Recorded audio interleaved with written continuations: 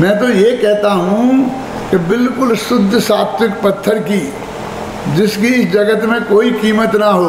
पत्थर की कीमत मतलब, क्यों कीमती पत्थर होता है तो चोर आते हैं, उन्हें देखकर चोरी का भाव आता है उन्हें, है?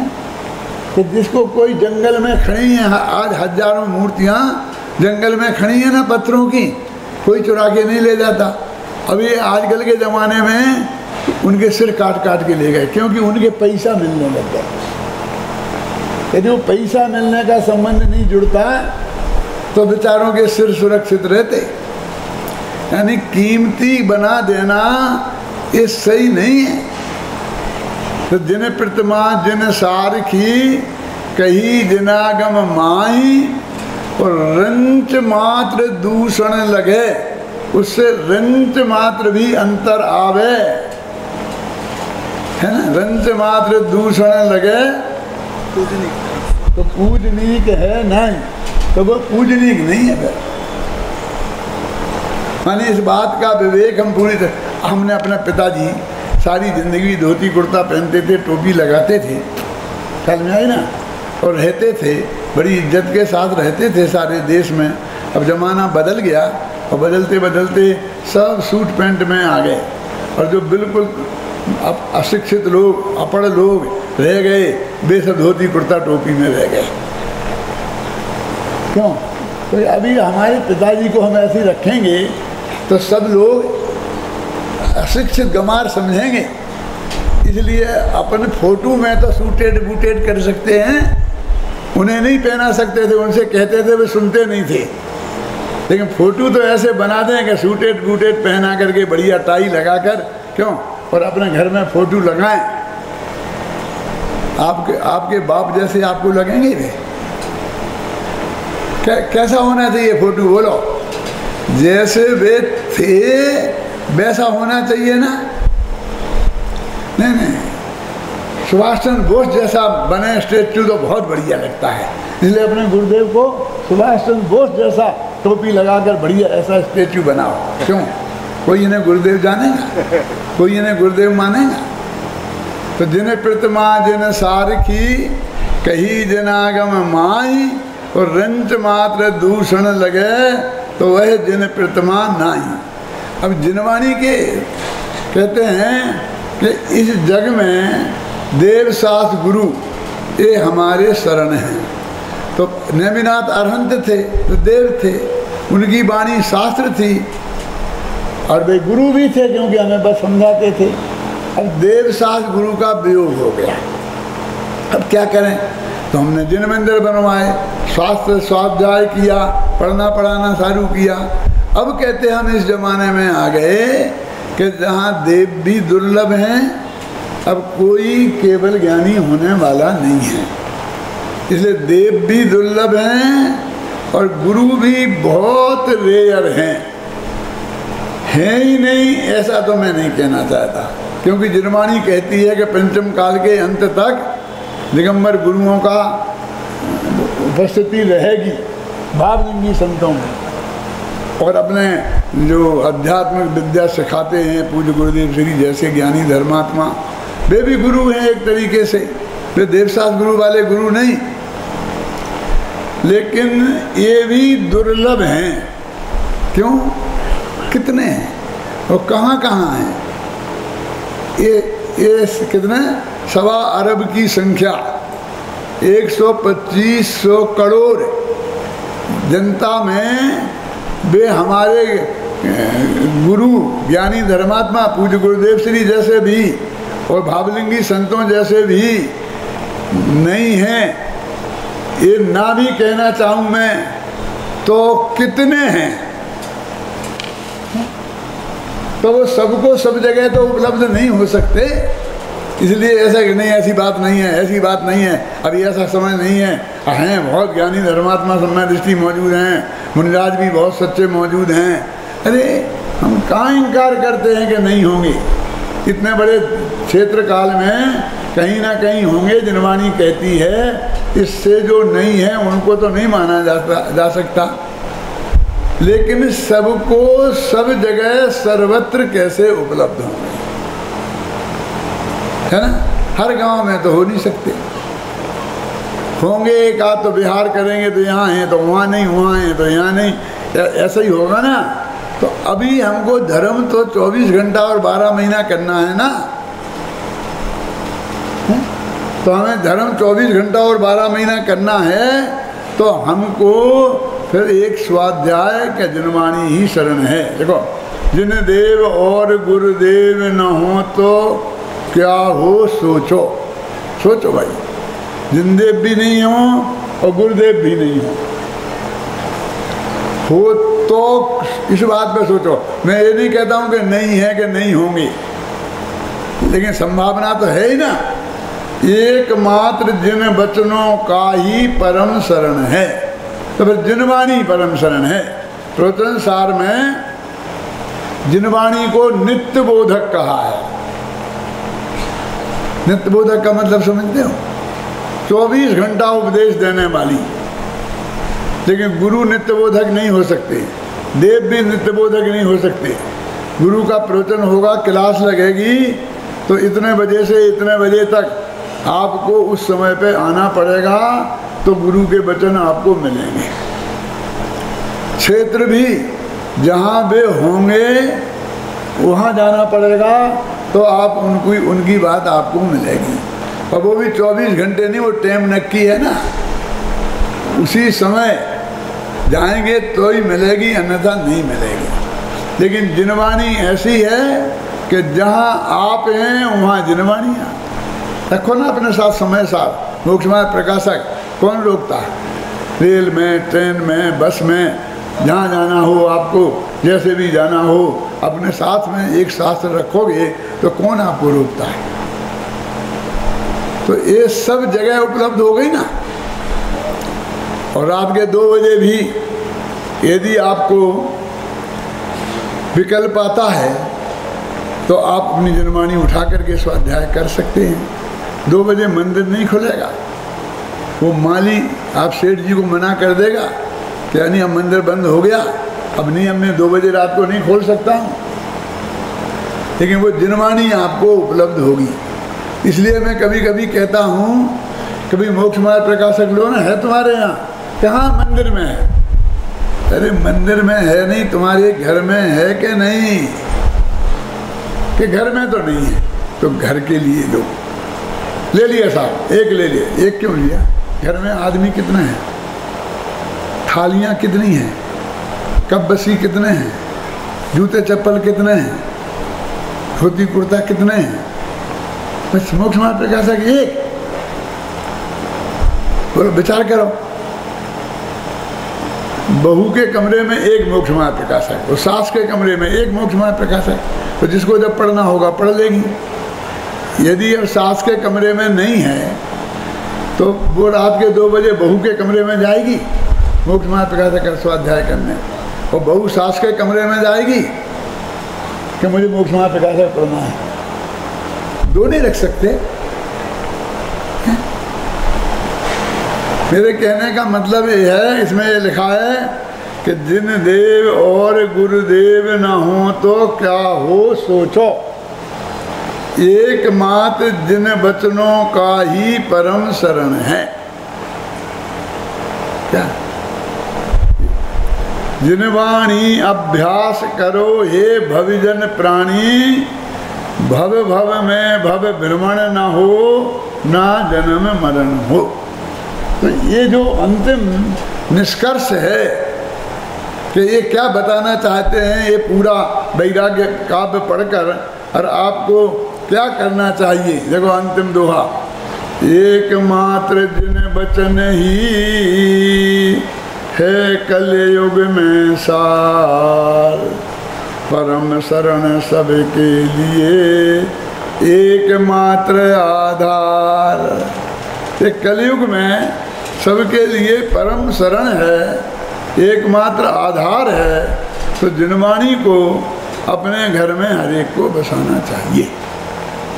आज तो इस जमाने में विज्ञान की कृपा से इतनी सुविधा हो गई है कि पूज्य गुरुदेव श्री के 9000 घंटे के कैसेट बहुत बढ़िया, जो उनकी भाषा में जो कैसेट की खराबी से खर खर खर आ जाती है, तो उसको पूरा साफ करके फिर उनको भी पूरे बोलते जाएं, तो एक एक अक्षर उसके नीचे हिंदी वालों के लिए हिंदी में और गुजराती वालों के लिए गुजराती में नीचे लिख के आता है। ऐसी सुविधा आपको उपलब्ध है। क्यों? यदि आप पढ़ नहीं सकते हैं तो उन्हें सुन सकते हैं। माने ऐसी सुविधा तो भगवान महावीर के ज़माने में भी नहीं थी, नेमिनाथ के ज़माने में भी नहीं थी। इसलिए एक दृष्टि से तो ये समय उनके ज़माने से भी अच्छा समय है। क्यों? यदि उनके ज़माने में वीडियो ऑडियो होते और आज भगवान महावीर के प्रवचनों के वीडियो यहाँ प्राप्त होते तो कितना मज़ा आ जाता। ये धर्म के, जैन धर्म के इतने टुकड़े होते, दिगंबर श्वेतांबर। अरे भगवान महावीर जो बोलते सबके सामने होता, फिर कोई चक्कर का काम ही नहीं था।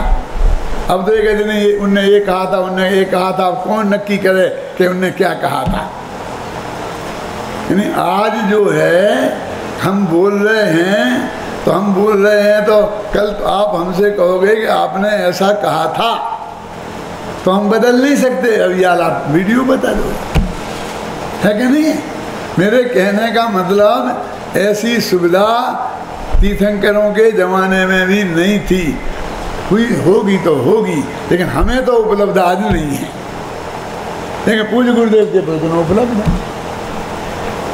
तो वीतराग भाव से कि ना कोई पंथवाद का व्यामोह किए, कौन ग्रुप के हैं, कैसे ग्रुप के हैं, किसी न किसी ग्रुप के तो होंगे ही हैं। अब हम जातिवाद के आधार पर, ग्रुप के आधार पर यदि ऐसे विद्वानों का बहिष्कार करेंगे, उन्हें नहीं सुनेंगे, तो फिर हर जगह के साहब मैं गुजरात में जाता हूँ तो एक बात कहता हूँ कि वे लोग कहते हैं कि एक पंडित जी आए हैं, बहुत अच्छा प्रवचन करते हैं, चलो। तो कौन सा, कौन है?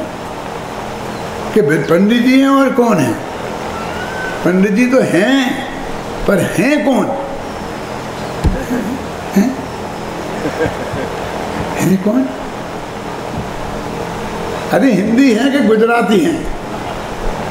हिंदी हैं तो नहीं चलेगा, गुजराती हैं क्या? ये गुजराती हैं तो नहीं चलेगा। अच्छा हिंदी हैं, बहुत बढ़िया बोलते हैं, पर हैं कौन? ये कौन से हैं, कौन हैं?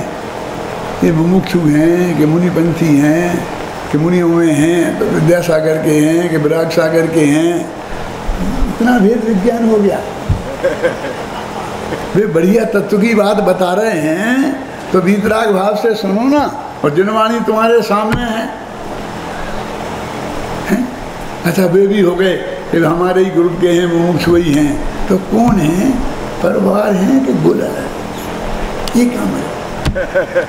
अब पहले तो मंदिर होते थे महावीर के, आदिनाथ के, अब परिवार मंदिर, अब गोला लारे मंदिर, गुरापुरम मंदिर, अग्रवाल मंदिर, खंडेलवाल मंदिर, कल ऐसा होगा ज्ञानचंद मंदिर, हुकुमचंद मंदिर।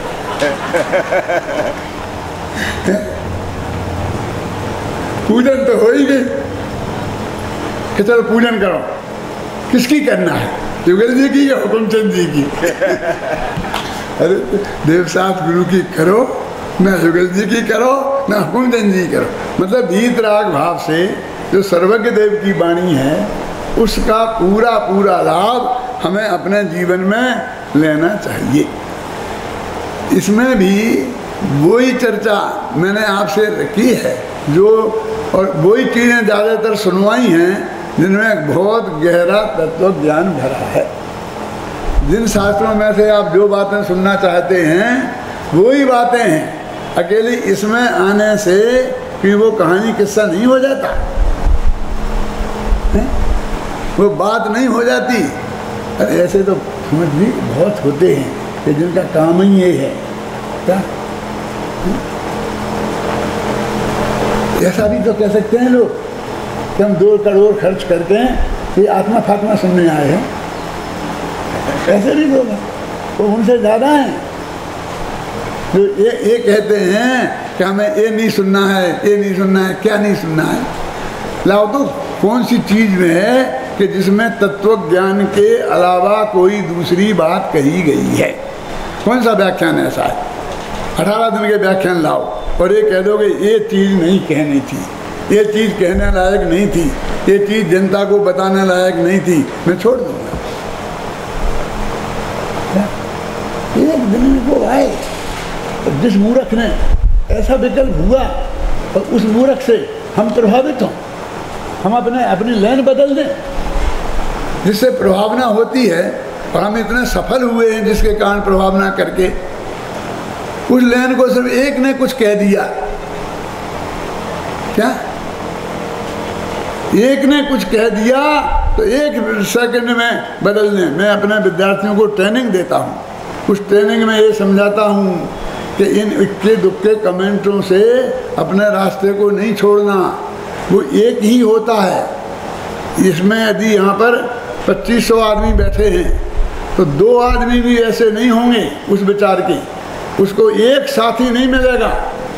अब उसकी वजह से हमने 2500 आदमियों का वो जो ज्ञान लाभ होना था उस लाभ से वंचित कर दिया। मैं अभी इसी बात मेरे कान में पड़ी और सोच के मैं ये बात कि उन्होंने ये बात इसलिए कही, अजैनियों का लाभ भी इसमें ये है, जो अभव्य हैं उनको भी लाभ है, जिन मंदिर बनाने की महिमा, स्वाध्याय करने की महिमा, जो ये बातें बताई हैं, जो मैंने सोच रखी थी कि मैं ये बताऊंगा, आप सुनिए ना, मैं नहीं बताता। बोलो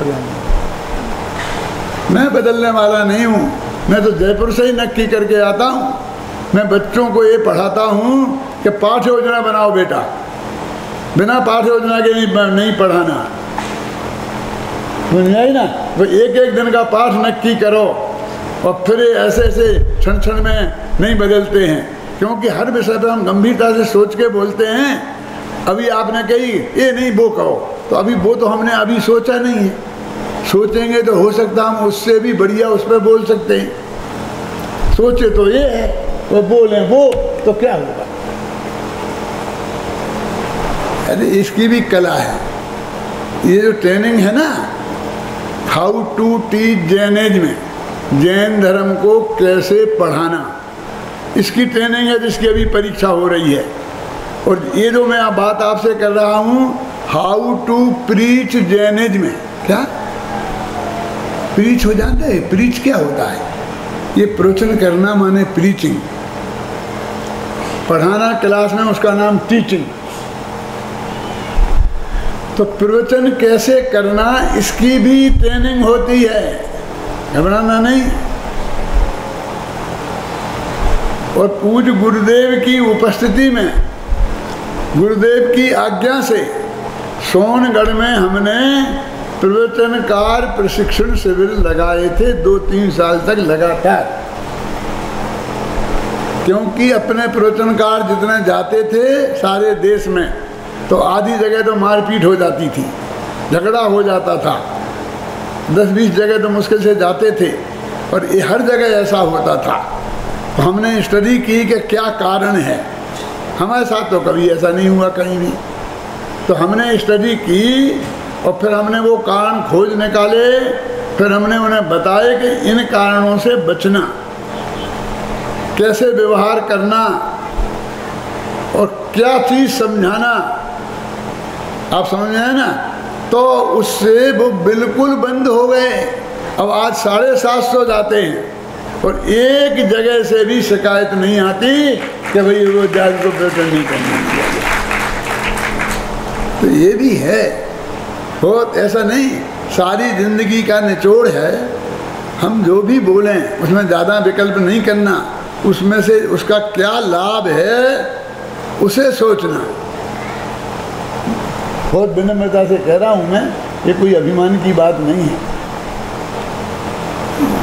विवेक से ही निर्णय करते हैं, यानी कोई चीज़ की सफलता के आधार पर ही तो हम ये मूल्यांकन करेंगे कि हमारा जो नीति है, न क्या करना कैसे करना, ये सब है, वो सफल है, वो रहा है, तब तो ये बात है। अपने यहाँ कितने दिन शांति से बीते, एक आदमी से कहीं कोई आवाज़ नहीं आई, कोई शब्द नहीं पड़ा, और उनके लिए हमने कोई तत्व ज्ञान से हटकर एक शब्द नहीं बोला। ये हमने सदाचार की बात की, जिनवाणी के स्वाध्याय करने की बात की, शुद्ध सात्विक खान पान की बात की, रात्रि भोजन नहीं करने की बात की, तो वो आगम के आधार पर की जो हमारे शास्त्रों में है, और उसी की महिमा हमने बताई है। वो बहुत ज़रूरी है। आटे में नमक तो होना ही चाहिए ना। यदि तत्व ज्ञान आटा जैसा है तो ये सब चीज़ें हमारे जीवन को परम पवित्र बनाने वाली हैं। सब लोग इस गहराई से इसके अंदर जाएं और इसका जो पूरा पूरा लाभ लें। और कोई विकल्प यदि ऐसा कोई बातें होंगी तो हम उन पर गंभीरता से विचार करेंगे और भविष्य में उसी प्रकार का उसके अनुसार निर्णय भी करेंगे। हमें कोई हट नहीं है कि जैसा उचित जहाँ होगा वैसा हम करेंगे। मैं तो आपके सामने सिर्फ 2 प्रसंग प्रस्तुत कराना चाहता हूँ। नेमिनाथ और राजुल की चर्चा नहीं हो सकती क्योंकि दीक्षा लेने के बाद तीर्थंकर किसी से बात नहीं करते हैं, आजीवन मौन ले लेते हैं और फिर केवल ज्ञान होने के बाद दिव्य ध्वनि ही खिलती है। इसलिए हमारे बहुत कवियों ने, जिसमें दिगंबर हैं, ज़्यादातर श्वेतांबर हैं, कम से कम 100 कवियों की रचनाएं में जानने में आई हैं, तो उन सब ने खूब उनसे आपस में बातचीत कराई है। लेकिन मेरे दिल को ये स्वीकार नहीं हुआ कि जैन दर्शन का वो महासिद्धांत खंडित हो जाएगा। तो मैंने और राजुल के से बात तो करा कि नेमिनाथ की बात तो बतानी थी। इसलिए राजुल एकदम दुखी होते होते, रोते रोते और एकदम सो जाती है, नींद आ जाती है। और फिर सपने में नेमिनाथ आते हैं और सपने में नेमिनाथ और राजुल की बात होती है। उसके 5-7 छंद मैं आपको सुनवाना चाहता हूँ। आओ अब ध्यान से सुनना। नेमिनाथ सपने में आते हैं और राजुल को समझाते हैं। जो दीक्षा के लिए तैयार होती है तो उसके पिताजी बहुत समझाते हैं कि दीक्षा के लायक तैयारी तुम्हारी नहीं है। ये बात अलग है कि तुमको शादी नहीं करना है तो मत करना, लेकिन शादी नहीं कर लेने मात्र से कोई दीक्षा नहीं ले लेता है, लेने के काबिल नहीं हो जाता है। ऐसे भी लोग बहुत हैं जो शादी नहीं करते हैं और दीक्षा नहीं ले सकते। तो दीक्षा के लिए अलग तैयारी होती है, तो तुम उसकी तैयारी करो, उसकी तैयारी के लायक अपने को बनाओ, फिर दीक्षा की बात करना। तो उनकी जो बाप बेटी की चर्चा होती है, ये तो नेमिनाथ और राजुल की चर्चा थी। अब उग्रसेन और राजुल की जो चर्चा होती है, 2-4 छंद उसके भी सुनिए।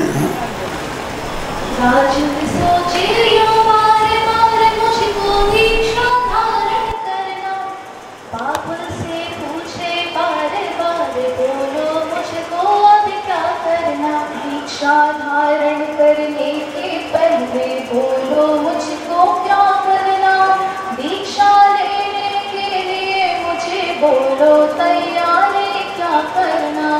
तैयारी की कोई बात नहीं, धीरज धारो बेटी मन में, दीक्षा लेना आसान नहीं जब तक न शांति हो जीवन में, जब तक न शांति हो जीवन में, जब तक वैराग न जीवन में, संयम की आश नहीं करना जब तक समभाव न जीवन में। वे माता पिता भाई भगिनी, पति से पत्नी से बच्चों से, है राग भाव जब तक राजन, संभाव नहीं है जन जन में, जब तक समभाव न जीवन में, जब तक वैराग न जीवन में, जब तक परिजन से राग भाग, तब तक ना संयम जीवन में। नेमी नेमी रटती रहती, वैराग नहीं है जीवन में, आकुल व्याकुल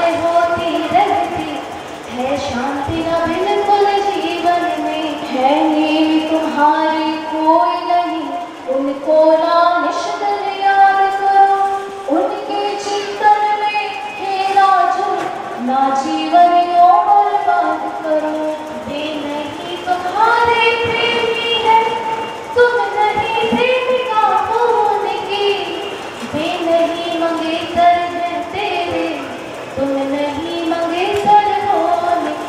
वे नहीं तुम्हारे पति देव, ना हुए कभी ना होंगे अब। तोड़ो विकल्प पति पत्नी का, सुख शांति मिलेगी तुमको तब। पूरब भव की बातें छोड़ो, उसमें अभी कोई सार नहीं। वे गई इस जीवन में, उनका कोई आधार नहीं। इस भव में सब कुछ छोड़ गए, अब आगे भव होंगे ही नहीं। हमको अभाव भव का करना, भव कोई अच्छी चीज नहीं। हमको अभाव भव का करना, भव कोई अच्छी चीज नहीं।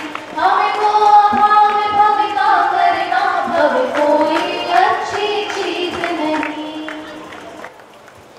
आपने सुना, 2 प्रसंग आपको सुनाए हैं।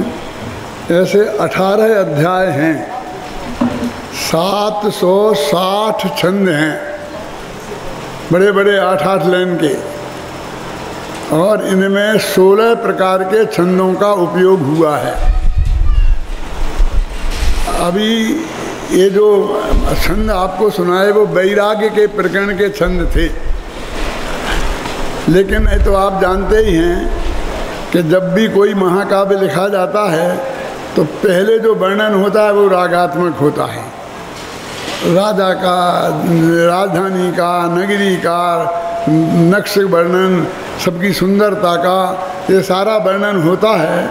तो शुरू के 10 अध्यायों में 18 वर्ष की उम्र का लिखा हुआ वो वर्णन है। 8वां अध्याय एक ऐसा अध्याय है जो मनहरण कवित्व छंद में लिखा गया है, और जो अकेले एक अध्याय पर PhD हो सकती है। बहुत उसमें सैकड़ों अलंकार, बहुत बहुत बढ़िया एक कल्पनाएं, जिनके आधार पर राजुल के नक्शिक वर्णन, नक्शिक वर्णन समझते हो? बड़े आदमियों का नख माने पैर का नख, यहाँ से लेकर चोटी तक वर्णन होता है, उसे बोलते हैं नक्शिक वर्णन।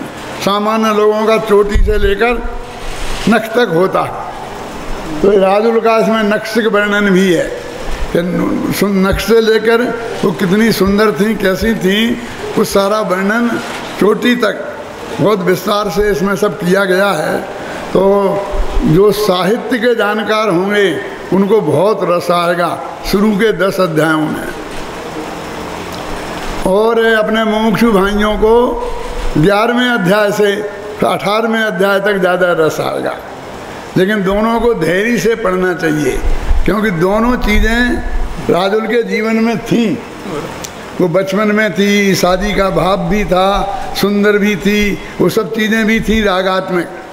नेमिनाथ के जीवन में भी थी, आखिर वे भी बारात लेके गए थे ना, और बाद में बैरागी भी हुए थे। तो आप राग की बात सुनना ही नहीं चाहेंगे, कैसे होगा? और रागी वाले राग राग की बात सुनते रहेंगे, तो बैराग की नहीं सुनना चाहेंगे तो कैसे होगा? लेकिन अंत में वैराग्य का पोषण है, और पूरा जैन तत्व ज्ञान, क्रमबद्ध पर्याय, ऐसे महान सिद्धांत, ये सब इसमें बहुत गहराई से आए हैं, नए नए तर्क और युक्तियों के साथ। तो समझे ना, इसलिए इसका नाम वैराग्य रखा गया है। और ऐसा ये काव्य अभी हमारे पास सिर्फ 100 कॉपियाँ आई हैं, तो हम खास खास लोगों को ही दे पाएंगे। 200 कॉपियाँ परसों आने वाली हैं। फिर जैसी जो उपलब्धता होगी आप लोगों को बताएंगे, और कॉपियाँ यदि अंत तक बाइंडिंग हो करके आ सकेंगी और आप लोगों की मांग कायम रहेगी तो और भी मंगा करके बाद में आपको देंगे।